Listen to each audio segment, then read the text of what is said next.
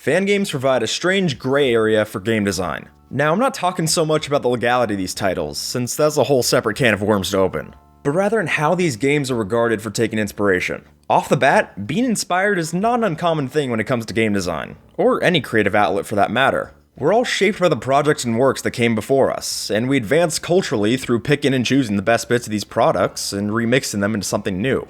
Heck, it's the reason we see so many fantastic spiritual successors lining the indie scene these days, with titles like Shovel Knight and Freedom Planet being hailed for elegantly paying homage to the 8 and 16-bit platformers of the past. Despite their influences, however, these games can and are judged outside of the scope of their predecessors, but rightfully for their own merits, since these games can perfectly stand on their own. The line gets blurry though when you start throwing the original inspiration's name straight into the title. You see, fan games by nature utilize the elements of their source material to build something new for other fans of the series. And because of this, it can be easy to try and view these games through the lens of how they fit in with that previously established brand. But is this a fair standard for critiquing these games' designs? Well, if you're asking me, I'd argue that although these games take clear inspiration, they shouldn't be judged by how closely they follow the series pattern, but rather how they handle their own respectively established themes. Hey all you game fans in the stands, I'm Skip the Tutorial, and this is Boss Battle Breakdown, a deep dive into the ins and outs of boss design. And hey, if this is your first time here, then make sure to dropkick that subscribe for new insights every week. To kick off our discussion, let's take a closer look at Milton Guasti's 2016 PC release of AM2R, otherwise known as another Metroid 2 remake. Serving as an unofficial revision of the Metroid series' monochromatic Black Sheep, the game sought to bring the title to the standard of the later Metroidvania pattern seen in Super Metroid and Metroid Zero Mission. While this title made multiple key changes in the visual design, screen size, and map arrangement, one of its largest shifts to Samus' original return on the Game Boy was the revamped boss design. For those who are unfamiliar, this title is largely built off the protagonist's genocidal mission through the planet SR-388's Metroid species. With a constant number remaining displayed in the HUD, the player's purpose is never forgotten during their journey. To complete this task, you'll be working your way through a fixed number of the creatures in various fights, all the while tracking their progression from jelly-looking things to horrendous lizard-like creatures. And on a surface level, AM2R captures this, keeping the same flow of diminishing the Metroid population as you work ever deeper into the core of the foreign planet. Yet on top of this, the game also features the addition of the new weapons trial machine, fittingly named the Tester, in one of the game's later areas. Originating thematically from the original's blank canvas visuals and numerous arsenal upgrades, this boss plays out as a pure bullet hell brawl, as the player bobs and weaves between countless phases of lasers, missiles, and energy blasts. You're set with destroying the 4 weaponized quadrants of the robot until finally disrupting its core. Now this is one heck of a boss fight. It features a rip-roaring sense of energy and pacing as the player spin jumps up and down the massive walls of the tower to avoid the non-stop onslaught of artillery. Partnered within the game's established themes and concepts of that area, it's a fitting conclusion to that section's bit of play, except when compared to the original source material. There's no way a fight like this could have played out within the original title, even if hardware limitations allowed it. As S.R. Hollywell's amazing piece, A Maze of Murderscapes, mentions, games about killing should probably make you uncomfortable. They shouldn't be carefully crafted to be pleasant. Metroid 2 is openly about killing. It makes me uncomfortable with wordless specificity. This is one of the game's saving graces. Arguably, in a title so focused around the relentless destruction of a local population, there's not a whole lot of room for a bombastic, explosive set piece in a weapons factory. So if we were to take this fight within the viewpoint of a proper remake of Metroid 2's themes, the design doesn't entirely fit. However, when viewed within the scope of the title's other influences, like Super Metroid, where fights such as the gigantic multi-screen Kraid Brawl are unapologetically these magnificent spectacles of fighting, it's both satisfying and thematically sound, and just overall a good boss battle.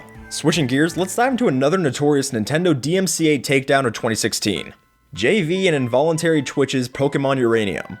Taking 9 years of development, this title chucked in 150 new Poké monsters housed within the new Tandor region, offering up an impressive amount of content. Including the abilities to trade and battle online. Akin to main series installments, this game garnered over 1 million downloads before deciding to respect Nintendo's wishes and halt support for the game.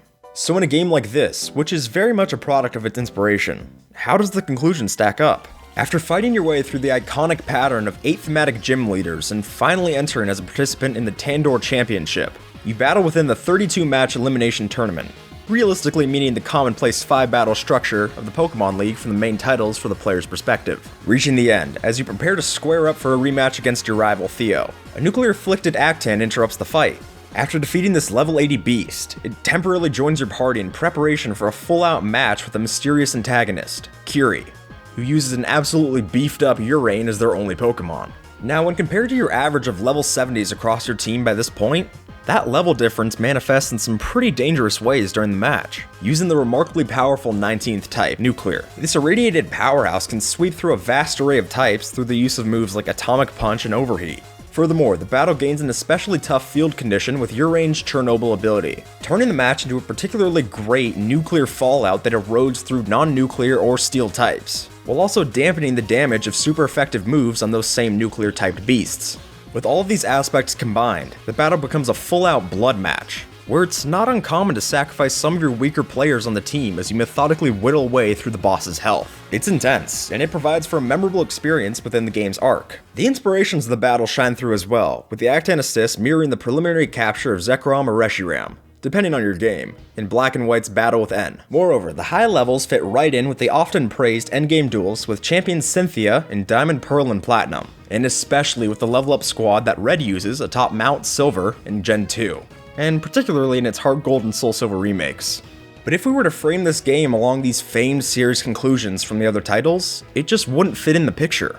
Only one Pokemon defining the final fight is unheard of in one of these titles because it just wouldn't make sense with their themes. In a game where you battle not only 8 themed gym leaders, but also the original typed batch from Kanto, a brawl like the one with Red works best as a very conclusion to the player's knowledge of type advantage strategies. And heck, you're not going to be seeing a main series Pokemon game just finishing up with a battle with Red and his superpowered Pikachu as the conclusion. But take Uranium as its own entity, and consider the Curie fights as a conclusion of the game's nuclear-focused gameplay and story beats, and it's tough to fault this thematic wrap-up. So to break our pattern here of fan games that were shut down by Nintendo, let's instead focus in on their official representative in the field, 2015's Super Mario Maker, providing players with the tools to build their own Mario levels across 4 different game styles. There was a tremendous amount of opportunity for the creatives of this fanbase to expand their ideas within the title. And after doing that over 7 million times by 2016, there's plenty of examples within the vast array of levels that show the innate sense of inspiration that this game provides. And among the expansive Don't Move and Troll levels stands out one of the most bonkers experiences the mustachioed plumber has ever starred in. Booting up Kiavic's level, the player is led along a singular corridor before entering a pipe and being treated to the sight of the monstrously huge Mecha Bowzilla, serving up one of the best comedic set pieces a Mario title has ever seen. As this mechanized amalgamation of chain chomps, cannons, and Bowser Jr. himself chases after you, the player must maneuver their way along the oncoming appearances of platforms as they work toward their rightward goal. After destroying the legs of the gigantic mechanation with a P-switch, you further explore the level until entering another crucial rematch with a robotic boss. This time, as you duck and cover your way under its hover path while slipping and sliding past the mouths of hungry chain chomps, the machine eventually reaches another opportunity for the player to smash its hull once again.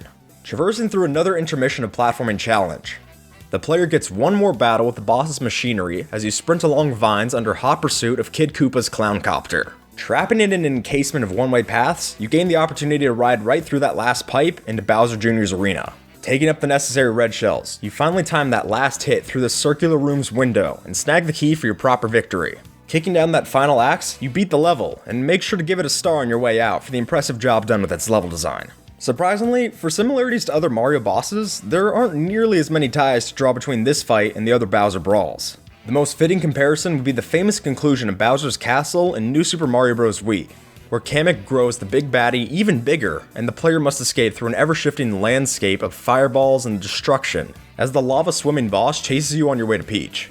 Compellingly about this boss fight and others in the series, a significant reason something like Mecha Bowzilla stands out from them is that they have the benefit of being specially coded and designed battles, instead of hodgepodge creations made from drag and drop level elements.